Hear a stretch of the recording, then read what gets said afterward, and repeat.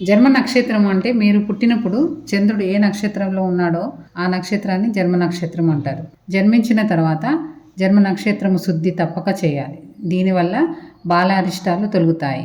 ఒకవేళ జన్మ నక్షత్రము రాహు లేదా కేతు నక్షత్రాలు అయితే అంటే అశ్విని, మఖామూల కేతు నక్షత్రాలు, స్వాతి, శతభిష, ఆరుద్ర రాహు నక్షత్రాలు. ఈ నక్షత్రాలలో జన్మించినప్పుడు రాహువు అయితే తల్లి వైపు, కేతు అయితే తండ్రి వైపు బంధువులకు పీడ సంభవించకుండా చంద్రజపము, కేతు రాహు జపాలు మరియు ఏ నక్షత్రంలో ఉన్నాడు, ఉదాహరణకు 2025లో రాహువు శతభిష నక్షత్రంలో, కేతువు పుబ్బా నక్షత్రంలో సంచారం జరుగుతున్నది. కావున రాహు పరిహారార్థం రాహు జపము, కేతు పరిహారార్థం పుబ్బా నక్షత్ర గ్రహము అధిపతి శుక్రుడికి, కేతువుకి మరియు కేతువు సింహరాశిలో ఉన్నప్పుడు సింహరాశి అధిపతి సూర్యుడికి, రాహు కుంభరాశిలో ఉన్నాడు కాబట్టి శనికి గ్రహజపాలు మరియు గ్రహాలకు సంబంధించిన ధాన్యాలతో హోమం చేయండి. కేతు నక్షత్రాలలో పుట్టినప్పుడు గణపతి హోమము, రాహు నక్షత్రాలలో పుట్టినప్పుడు చండీ హోమము లేదా రుద్ర హోమము మంచి ఫలితాలు ఇస్తాయి. జన్మ నక్షత్రమందు ఏ శుభకార్యాలు